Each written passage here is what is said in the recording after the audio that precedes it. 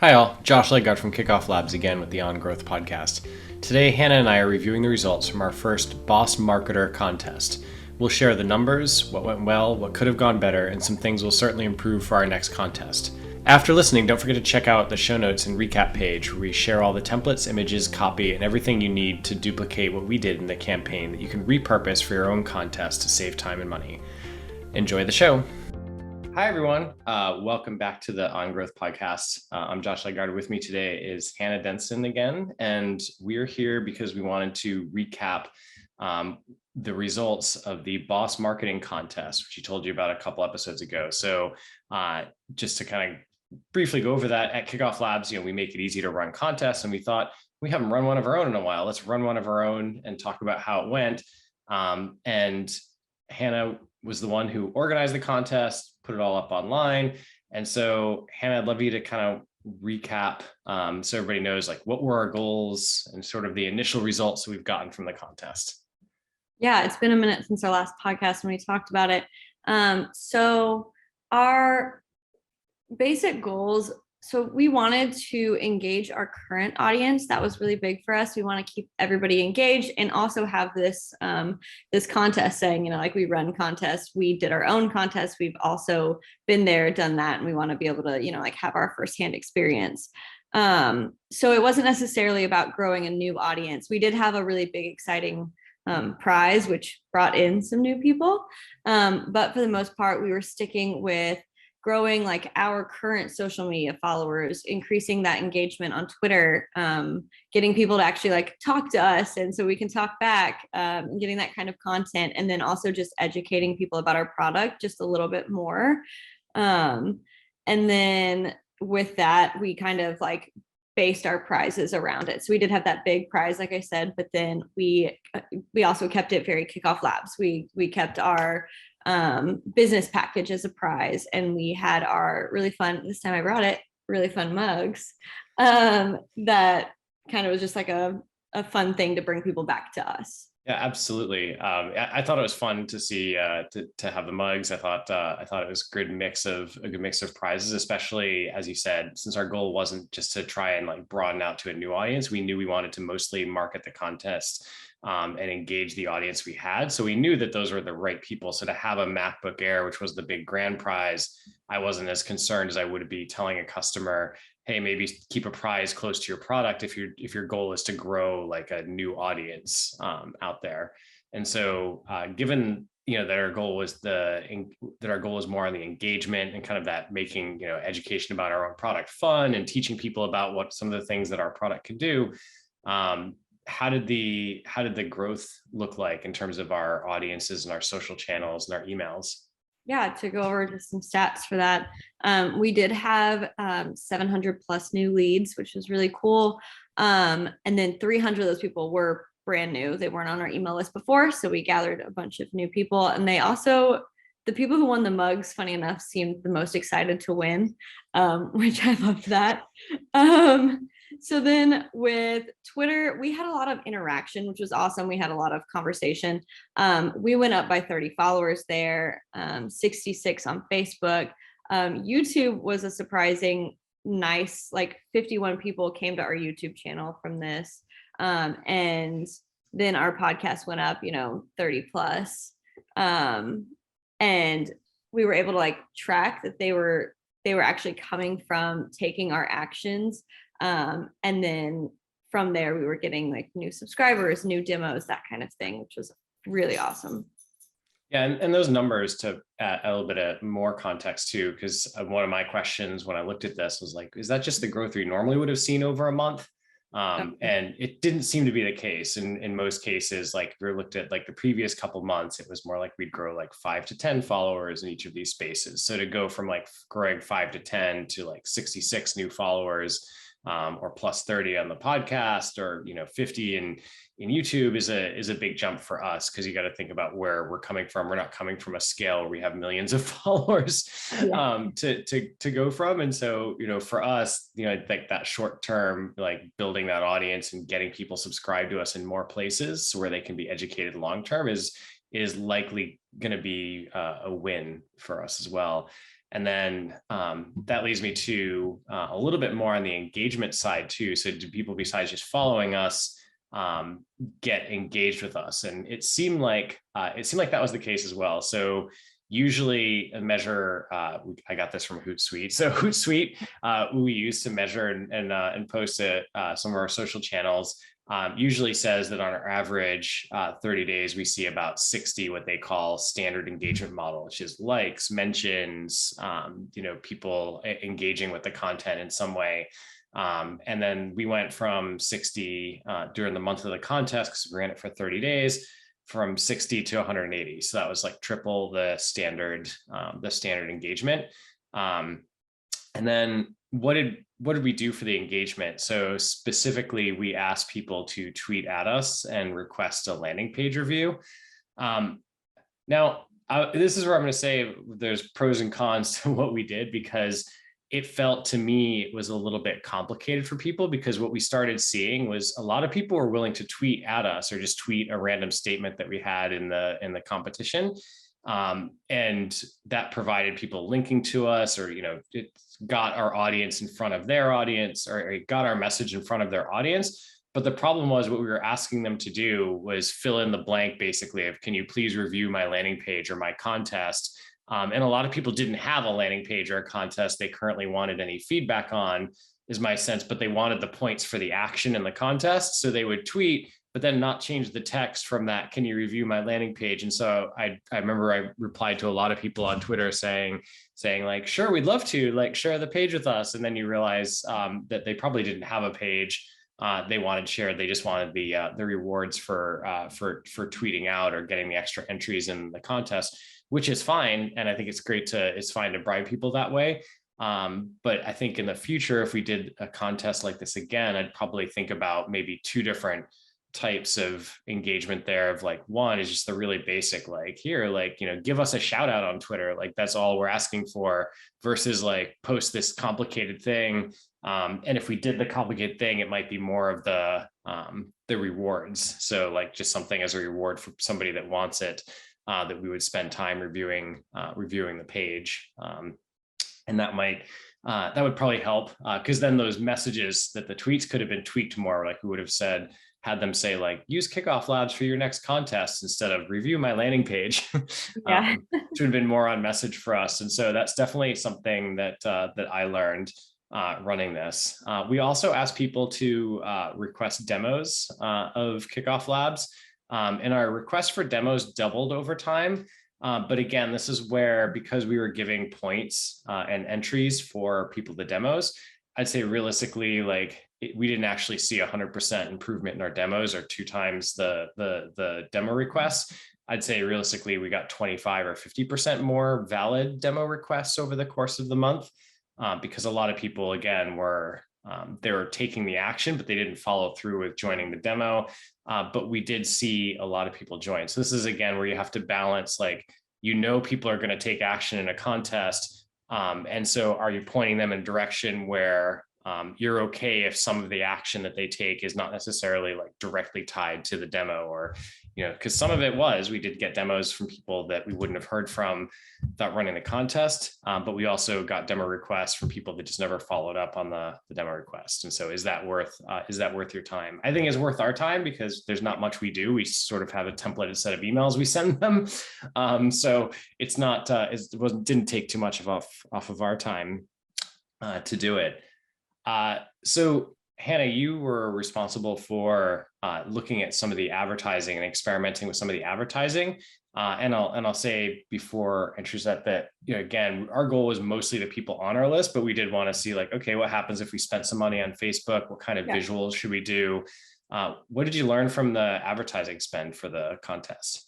Well, like you said, our content is so specific that we weren't looking for this like insane amount of people coming in, because the people that are following us and interacting with our content are specifically like, they are interested in building their own contest. They are actually using us. So there's not as much pull to listen to these kinds of things unless they're interested in running a contest at some point.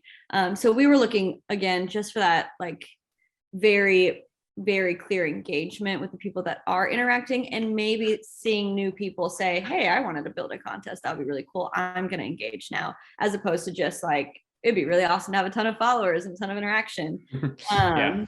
So I feel like our stats are different than what a lot of people look for too, and they're thinking like viral campaign. But when we were setting up our ads, I think a lot of our interaction comes from Facebook. So we did Facebook reach campaigns, and we did A/B testing with that. The only thing that we changed in that A/B test was our audience. So we went from one audience that was a lookalike audience to just people that are in our vision already, and then the other one was they had our interests, right? You used Facebook's interest alignment, so you were testing the lookalike of our existing audience versus like who we think might be in our audience on the interests. Yeah. The secondary one was more targeted towards specific like groups they run and things like that, where it just pulled a little bit different of a crowd, but very similar results between the two. So we didn't spend a ton on the ads. I think we did $5 a day for 30 days. Yeah. And we reached almost 30,000 people. We did get 200 plus for engagement and link clicks. So our cost per link click was 73 cents average, not crazy, nothing like insane. But that did, I think, boost a lot of our social engagement. I think it brought a lot of people from Facebook. I think that was a really successful route, as opposed to, I think, Google ads in this particular contest. And what we did was just change up the photos, change up the carousel I think it was like every week or two, we were changing it up just enough to kind of have something different that shows up. Because statistically, people need to see something like 8 times before they really notice it. So hopefully they were seeing it over and over again in a little bit different way.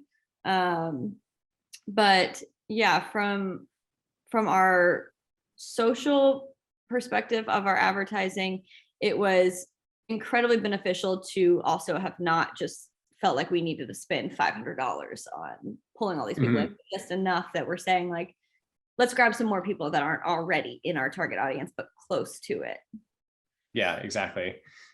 No, I was happy with that. It was a good experiment, and but we weren't relying on it for. I don't think we would have done great with the contest if we'd relied just on Facebook advertising, if we hadn't looked for our existing audience plus trying to find other places to promote the contest. And so what else when it comes to the existing audience, you've got a list of things I can see. So what were we doing with our existing audience to get most of the people joining and then telling their friends about? Well, for the most part with our existing audience, we were just aggressively going at posting, talking, saying, hey, reshare this. Hey, I'm trying to be engaging. We continued our content, but we focused more on like our campaign engagement with it. We definitely try to keep them engaged on Facebook and Twitter, especially. And I think throughout it, I think if there was something like learned from it, I think I probably still would have engaged more before just emails. I do think emails were our highest engagement, honestly. I think communicating with people through the emails constantly, that was where I was getting the most response. But I did notice our Facebook posts, our reminders, that was really, really helpful. But I think for a future adjustment, the post could be maybe more specific, more targeted, and a little bit different.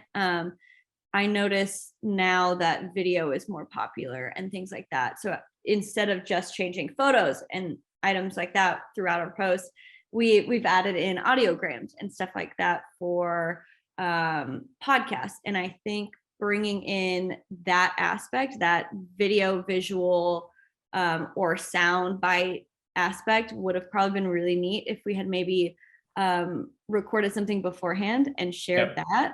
I think that would have been a cool, that's a really interesting lesson, I think, for the next time around, that kind of would have probably been taken better and noticed just a little bit more. Yeah, I'm with you there. That when you said that, I was thinking about some of our customer case studies we've gone through and we've interviewed where they've done the videos both in the ads, but also just on the contest page itself to introduce the contest, like a 1 minute video that introduces the contest. And I think I would definitely do that in our next contest, is just have like one of us do a quick intro of like the explaining the contest, because no matter how simple you make it, there's always room to just explain like why you're doing it, how you enter, and like how people can earn extra entries. Because it may look obvious. It certainly looks obvious to us because we work in this product, but I think to most people that come to a page, it's not always obvious what they can do on the contest page. And so being really clear and direct with people with the video messages on the page and in the ads, I think would definitely be something we would take with us next time. And so, you know, the video message helps into that first lesson that I wrote down here, which was just simplify and focus the action. So you can say like, specifically telling them, hey, do this, because people will, if you give them some direction. But I don't think we gave people quite as much direction as we should have. I'd say another takeaway was I was happy with the results of like the people who signed up, because I didn't see a lot of people coming from like contest sites or these sites that just promote contests to get freebies. Because we've always had people ask us like, can I give away a big, like a MacBook or like an iPad or something? And we're really hesitant to tell people yes, but we've never really tried it ourselves. And so I was like, well, let's just try it and see what happens as an experiment for our audience. And what I learned is that you can give a big prize like that, as long as I think the periphery prizes are fun and branded, which, like you said, like it was surprising that the most positive reactions came from the people who got the mugs each week. And so I was like, I thought I'd be the only one excited to get a Kickoff Labs mug, but right. Apparently I wasn't. And the other thing was that the people who signed up, it didn't attract, basically what I was saying, it didn't attract a bunch of the people who would not be in our audience. And so it can work as long as you're branding it, as long as it's tied to your existing audience a bit. And then I'd say we didn't get as much sharing as I was hoping to see from the contest. But I think that really wasn't our goal when we outlined our goals in the beginning. It was more just getting our existing people to follow us in new channels and get engaged. And so I would, if we're running this again, the next contest, I would try like, okay, what can we do to amp up the sharing a little bit more of the competition amongst people and gamify that a little bit more. And then as a bonus, it was fun. We did have, running the product, we get to make improvements to the product. And so the things that just a small list of things, there were lots of small little improvements we made that I was going through and saying like, oh yeah, we should make this better because it's would be helpful for us. So we added a report for lead actions, so that the actions you take, having people take in terms of like tweet at you or follow you here, or like visit your store or visit this podcast post. We added a report so you could more clearly see like, okay, what are all the things I'm getting people to do in the contest? So we added a lead actions report to our reports. The pick a winner. It's funny, things come in bunches. So I had to, when we ran the pick a winner, I had to click into each one to grab the email address to send you the email address. And then right after I did that, I had a customer write us back and say, hey, this is really annoying to have to do for 100 people. And I said, I'm right there with you. I didn't like doing it for 5. So the pick a winner report will shows the email address as a small improvement. And then we were sending contest updates because we tell people to send a contest update to the people that are in it each week. And we were using our own broadcast emails from Kickoff Labs to send that update, which was great for small campaigns. But we just wanted to send the same update, like a similar update again, like this week's mug winner, and like this week's, and to keep people engaged. And we didn't have an easy way to copy your previous messages. And so now we added a way just to like be able to more easily copy your previous messages so you can send them again. Not that you should just send people the same exact message every week, but the general flow and format of these updates can be the same once you have a good template that's working for your update. And so we added that to the product as well. So that was a huge win, at least a specific win for us that I think, could even apply to other people if they're just asking people in the contest about, like, hey, you got our, free sample of our product. What do you think? And like get feedback from people, and you can improve your product as well. Hannah, is there anything else that you took away? Yeah, I think that it's really important when you're ending your contest to remember what your goals were, just because your contest results are going to reflect those goals. And so sometimes you'll look at it and you'll be like, man, I didn't get, all of those referrals and stuff like that. And then you have to think, like, it really does matter how much focus you're putting on each action. So it's interesting that the way that the success of every campaign is going to be different, even if it is one organization doing several different campaigns, whatever they've decided, which is why it's so important at the very beginning to set your goals. Yeah. Whatever they've decided is that focus. People will subconsciously notice and they'll focus on whatever that goal is. And that's going to be where your outcome and the thing that you're looking at is going to come from. Like for example, our email engagement, it was great throughout the contest, things like that, things that we wanted to continue. So it's just as like an in thought, just interesting to track your success throughout based on what exactly you decided that was going to be important to your contest this singular time. Yeah, 100%. So like we were asking people the whole time, if our goal was engagement, we were asking people in these update mails because we just stuck with that goal in the beginning. Mm-hmm. So we weren't asking people like, oh, go share this with your friends. We were asking people, tweet at us, like tweet your landing pages for review. Like that was the focus. We just kept telling people to do that. And we did have, we got some great content. We got five people to post their landing pages for review. We did kind of these long Twitter threads that did that. And we'll link to those in the show notes. So you can get the feedback we gave other people on their contests throughout this. But, if our goal had been to get referrals, those update mails probably would have reflected it, saying like, tell your friends. We would have been reminding them of that action constantly over time as well. Right. So I think that's a really good point, is just spend the time to think about what you want to get out of the contest going into it, because if you keep referring back to it, you will just drill home that message. And that's what we saw in ours. We had those 3 goals and we drilled those 3 things home. And that's kind of what we got back out of the contest. We are 100% what you make of it. Exactly. That's what I want to drill in. Absolutely. So if anybody has any questions, feel free to reach out to us, reach out to Kickoff Labs on Twitter, reach out to Josh or Hannah at Kickoff Labs, reply to the mail you'll get about this podcast, and let us know what you think. And if you want us to give any feedback on your contest, we're happy to do that as well. This has been a lot of fun, and I can't wait to run the next one with you.